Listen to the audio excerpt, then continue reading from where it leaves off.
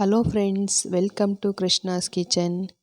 ಹಾಗೆಯೇ ಇವತ್ತಿನ ಸ್ಪೆಷಲ್ ಮಳೆ ಬರುವಾಗ ಚಳಿಗೆ ಖಾರ ಖಾರವಾಗಿ ಹಾಗೆಯೇ ಸ್ಪೈಸಿಯಾಗಿ ಕಡಿಮೆ ಸಮಯದಲ್ಲಿ ಮಾಡುವಂತಹ ಒಂದು ಸ್ಪೆಷಲ್ ಚಿಕನ್ ಸುಕ್ಕ. ಇದು ಇಡ್ಲಿ, ದೋಸೆ, ಚಪಾತಿ ಹಾಗೆ ಪೂರಿ ಜೊತೆ ಚೆನ್ನಾಗಿ ಕಾಂಬಿನೇಷನ್ ತುಂಬ ಚೆನ್ನಾಗಿರುತ್ತೆ. ಹಾಗೆಯೇ ಒಂದು ಸಿಂಪಲಾಗಿ ಒಂದು ಮಸಾಲನ ರೆಡಿ ಮಾಡ್ಕೊಳ್ಳೋಣ.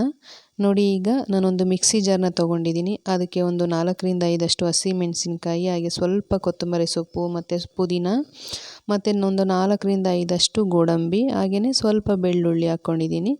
ಜೊತೆಗೆ ಒಂದು 2 ಇಂಚಷ್ಟು ಹಸಿ ಶುಂಠಿನೂ ತೊಗೊಂಡಿದ್ದೀನಿ. ಇದನ್ನು ನಾನೀಗ ಒಂದು ಅರ್ಧ ಗ್ಲಾಸಷ್ಟು ನೀರನ್ನು ಹಾಕ್ಬಿಟ್ಟು ನೀಟಾಗಿ ಇದನ್ನು ಮಿಕ್ಸಿನಲ್ಲಿ ತುಂಬ ನೈಸಾಗಿ ರುಬ್ಕೋಬೇಕು. ನೋಡಿ, ಈ ರೀತಿಯಾಗಿ ರುಬ್ಬಿರುವಂತಹ ಮಸಾಲ ಸ್ವಲ್ಪನೂ ತರಿ ಇಲ್ಲದೇ ನೈಸಾಗಿ ಪೇಸ್ಟ್ ಥರ ರೆಡಿಯಾಗಿದೆ. ಈ ಥರ ಪೇಸ್ಟ್ ಥರ ನೈಸಾಗಿ ರುಬ್ಕೊಂಡು ಇಟ್ಕೊಂಡಿದ್ರೆ ಚಿಕನ್ ಸುಕ್ಕಗೆ ಚೆನ್ನಾಗಿ ಬರುತ್ತೆ. ಹಾಗೆಯೇ ನಾನು ಈ ಕಡೆ ನೋಡಿ ಒಂದು ಸ್ಟವ್ನ ಆನ್ ಮಾಡಿ ನಾನು ಒಂದು ಕಡಾಯಿನ ಇಟ್ಟಿದ್ದೀನಿ. ಹಾಗೆಯೇ ಕಡಾಯಿ ಬಿಸಿಯಾಗಿದ ನಂತರ ಅದಕ್ಕೆ ಒಂದು 4ರಿಂದ 5 ಟೇಬಲ್ ಸ್ಪೂನಷ್ಟು ಎಣ್ಣೆನ ಹಾಕ್ಕೊಂಡಿದ್ದೀನಿ. ನೋಡಿ, ಈಗ ಎಣ್ಣೆ ಬಿಸಿಯಾಗಿದೆ. ಅದಕ್ಕೆ ನಾನು 1 ಇಂಚಷ್ಟು ಚಕ್ಕೆ, 2 ಲವಂಗ, 1 ಏಲಕ್ಕಿ, 1 ಸ್ಟಾರು, 1 ಮೊಗ್ಗು ಇಷ್ಟನ್ನು ಹಾಕ್ಕೊಂಡಿದ್ದೀನಿ. ಇದು ಸ್ಲೈಸಲ್ಲಿ ಹಾಕ್ಕೊಂಡ್ರೆ ಸ್ವಲ್ಪ ಸ್ಪೈಸಿಯಾಗಿ ಚೆನ್ನಾಗಿ ಫ್ಲೇವರ್ ಇರುತ್ತೆ ಅಂತ. ಅದು ಎಣ್ಣೆಯಲ್ಲಿ ಚಿಟಪಟ ಅಂದಿದ ತಕ್ಷಣ ಸ್ವಲ್ಪ ಬೆಳ್ಳುಳ್ಳಿ, ಜಜ್ಜಿಟ್ಕೊಂಡಿರುವಂತಹ ಬೆಳ್ಳುಳ್ಳಿನೂ ಸಹ ಈಗ ಸೇರಿಸ್ಕೊಂಡಿದ್ದೀನಿ. ಇದು ಬೆಳ್ಳುಳ್ಳಿ ಎಲ್ಲ ಚೆನ್ನಾಗಿ ಎಣ್ಣೆಯಲ್ಲಿ ಫ್ರೈ ಆಗಬೇಕು. ನೋಡಿ, ಇದು ಫ್ರೈ ಆಗ್ತಾ ಇದೆ. ಇದಕ್ಕೆ ನಾನು ಚಿಕ್ಕದಾಗಿ ಕಟ್ ಮಾಡಿರುವಂತಹ ಒಂದು 4ರಿಂದ 5 ಗೋಡಂಬಿನೂ ಸಹ ಸೇರಿಸ್ಕೊಂಡಿದ್ದೀನಿ. ಮತ್ತು ಹಾಗೆಯೇ 1 ಈರುಳ್ಳಿನ ಚಿಕ್ಕದಾಗಿ ಕಟ್ ಮಾಡಿ ಇಟ್ಕೊಂಡಿದ್ದೆ, ಅದನ್ನು ಸಹ ಈಗ ಹಾಕ್ಕೊಂಡಿದ್ದೀನಿ. ನೋಡಿ, ಇದಿಷ್ಟನ್ನು ಚೆನ್ನಾಗಿ ಎಲ್ಲನೂ ಫ್ರೈ ಮಾಡ್ಕೋಬೇಕು. ಒಂದು 2ರಿಂದ 3 ನಿಮಿಷ ಹಾಗೆಯೇ ಫ್ರೈ ಮಾಡ್ಕೋಬೇಕು. ಇದಕ್ಕೆ 1 ಬ್ಯಾಡಗಿ ಮೆಣಸಿನ್ಕಾಯಿನೂ ಸಹ ಹಾಕ್ಕೊಂಡಿದ್ದೀನಿ. ಇದೆಷ್ಟು ಫ್ರೈ ಆಗಿದ ನಂತರ ನಾನು ಇದಕ್ಕೆ ನೋಡಿ, ನಾನು ಇಲ್ಲಿ ಬಳಸ್ತಾ ಇದ್ದೀನಿ ಅರ್ಧ kg ಚಿಕನ್ನ ತೊಗೊಂಡು ಇದನ್ನೆಲ್ಲ ನೀಟಾಗೆಲ್ಲ ವಾಶ್ ಮಾಡಿ ರೆಡಿ ಮಾಡಿ ಇಟ್ಕೊಂಡಿದ್ದೀನಿ. ಈಗ ಈ ಚಿಕನ್ನ ನಾನು ಮುಂಚೆನೇ ರೆಡಿ ಮಾಡಿದ್ನಲ್ಲ, ಇದನ್ನು ಈಗ ಈ ಮಸಾಲೆ ಒಗ್ಗರಣೆ ಒಳಗಡೆ ಚಿಕನ್ನ ಹಾಕ್ಕೊಳ್ತಾ ಇದ್ದೀನಿ. ನೋಡಿ, ಎಲ್ಲ ಚಿಕನ್ನು ನೀಟಾಗಿ ವಾಶ್ ಮಾಡಿ ತೊಳೆದು ಇಟ್ಕೊಂಡಿರೋದನ್ನ ಈ ಒಗ್ಗರಣೆ ಒಳಗಡೆ ಸೇರಿಸ್ಕೊಂಡು ಈಗ ಇದನ್ನು ಹಾಗೆಯೇ ಒಂದು 2ರಿಂದ 3 ನಿಮಿಷ ಉರಿನ ಲೋ ಫ್ಲೇಮಲ್ಲಿ ಇಟ್ಕೊಂಡು ಮಿಕ್ಸ್ ಮಾಡ್ಕೊಂಡಿದ್ದೀನಿ. ಇದಕ್ಕೆ ಒಂದು ಅರ್ಧ ಟೇಬಲ್ ಸ್ಪೂನಷ್ಟು ಅರಿಶಿನ ಪುಡಿಯನ್ನು ಹಾಕ್ಕೊಂಡಿದ್ದೀನಿ. ಹಾಗೆಯೇ 1.5 ಸ್ಪೂನಷ್ಟು ನಾನು ಕಲ್ಲುಪ್ಪನ್ನು ಸಹ ಹಾಕ್ಕೊಳ್ತಾ ಇದ್ದೀನಿ. ನೋಡಿ, ಇದಿಷ್ಟನ್ನು ಹಾಕ್ಕೊಂಡ್ಬಿಟ್ಟು ಚೆನ್ನಾಗಿ ಇದನ್ನ ಮಿಕ್ಸ್ ಮಾಡ್ಕೋಬೇಕು. ಹೀಗೇ ನಾವು ಒಂದು 3ರಿಂದ 4 ನಿಮಿಷ ಮಿಕ್ಸ್ ಮಾಡ್ಕೊಂಡಿದ ನಂತರ ಇದಕ್ಕೆ ನಾನೀಗ ಇದು ಹಾಗೆಯೇ ಸೈಡಲ್ಲೆಲ್ಲ ಎಣ್ಣೆ ಅಂಶ ಎಲ್ಲ ಬಿಡೋ ತನಕ ಇದಕ್ಕೆ ಒಂದು ಕ್ಯಾಪ್ನ ಕ್ಲೋಸ್ ಮಾಡಿ ಒಂದು 5ರಿಂದ 10 ನಿಮಿಷ ಮೀಡಿಯಮ್ ಫ್ಲೇಮಲ್ಲಿ ಬೇಯಿಸ್ಕೊಳ್ತಾ ಇದ್ದೀವಿ. ನೋಡಿ, ಈಗ ಸೈಡಲ್ಲೆಲ್ಲ ಎಣ್ಣೆ ಅಂಶ ಎಲ್ಲ ಬಿಟ್ಕೊಂಡಿದೆ.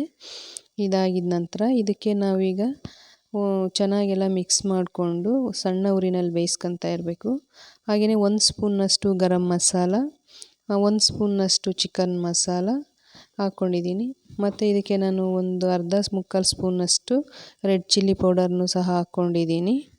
ಮತ್ತು 1 ಟೇಬಲ್ ಸ್ಪೂನಷ್ಟು ಧನಿಯಾ ಪೌಡರ್, ಇದಿಷ್ಟನ್ನು ಹಾಕ್ಕೊಂಡು ಇದನ್ನೆಲ್ಲ ನೀಟಾಗಿ 1-2 ನಿಮಿಷ ಹಾಗೆ ಮಿಕ್ಸ್ ಮಾಡ್ಕೋಬೇಕು. ನೋಡಿ, ಎಲ್ಲನೂ ಚಿಕನ್ ಪೀಸ್ಗೆ ಮಸಾಲೆ ಎಲ್ಲ ಇಟ್ಕೋಬೇಕಲ್ಲ, ಹಾಗಾಗಿ ಇದನ್ನು ಮೀಡಿಯಮ್ ಫ್ಲೇಮಲ್ಲಿ ಇಟ್ಕೊಂಡು ಚೆನ್ನಾಗೆಲ್ಲ ಮಿಕ್ಸ್ ಮಾಡ್ಕೋಬೇಕು. ನೋಡಿ, ಈ ರೀತಿಯಾಗಿ ಎಲ್ಲನೂ ಮಿಕ್ಸ್ ಮಾಡ್ಕೊಂಡಿದ್ದೀನಿ. ಈಗ ನಾನು ಇದಕ್ಕೆ ಒಂದು 2ರಿಂದ 3 ಟೇಬಲ್ ಸ್ಪೂನಷ್ಟು ಗಟ್ಟಿ ಮೊಸರನ್ನು ಸಹ ಹಾಕ್ಕೊತಾ ಇದ್ದೀನಿ. ಮೊಸರು ಹಾಕೋದ್ರಿಂದನೂ ತುಂಬ ಚೆನ್ನಾಗಿ ಬರುತ್ತೆ ಅನ್ನೋದು, ಹಾಗಾಗಿ ಮೊಸರನ್ನು ಸಹ ಹಾಕ್ಕೊಂಡಿದ್ದೀನಿ. ಮೊಸರು ಹಾಕ್ಕೊಂಡಿದ ನಂತರ ಇದಕ್ಕೆ ಎಲ್ಲನೂ ಚೆನ್ನಾಗಿ ಮಿಕ್ಸ್ ಮಾಡ್ಕೋಬೇಕು. ನೋಡಿ, ಈ ರೀತಿಯಾಗಿ ಎಲ್ಲನೂ ಮಿಕ್ಸ್ ಮಾಡಿಕೊಂಡು ಹಾಗೆಯೇ ನಾವು ಮುಂಚೆನೇ ರುಬ್ಬಿ ಪೇಸ್ಟ್ ಮಾಡಿಟ್ಕೊಂಡಿದ್ವಲ್ಲ ಗ್ರೀನ್ ಮಸಾಲಾನ, ಈ ಮಸಾಲಾನ ಈಗ ಇದಕ್ಕೆ ಆ್ಯಡ್ ಮಾಡ್ತಾ ಇದ್ದೀವಿ. ನೋಡಿ, ಮಸಾಲಾನ ಹಾಕಿದ ನಂತರ ಇದನ್ನು ಎಲ್ಲನೂ ಮತ್ತೆ ಎಲ್ಲ ಮಿಕ್ಸ್ ಮಾಡ್ಕೋಬೇಕು. ಎಲ್ಲ ಪೀಸ್ಗೂ ಎಲ್ಲ ಅಂಟ್ಕೋಬೇಕಲ್ಲ, ಹಾಗಾಗಿ ಎಲ್ಲ ಕಡೆನೂ ಈ ರೀತಿಯಾಗಿ ನಿಧಾನಕ್ಕೆ ಸ್ವಲ್ಪ ನೀಟಾಗಿ ಮಿಕ್ಸ್ ಮಾಡ್ಕೋಬೇಕು.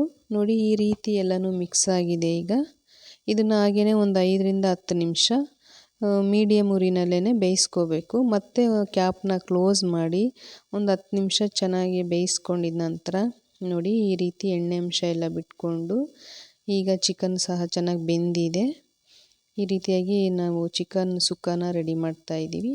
ನಿಮಗೂ ಇಷ್ಟ ಆದರೆ ನೀವು ಒಂದು ಸಲ ಟ್ರೈ ಮಾಡಿ, ಹೇಗೆ ಬಂದಿರುತ್ತೆ ಅಂತ ಕಮೆಂಟ್ ಮಾಡಿ ತಿಳಿಸಿ.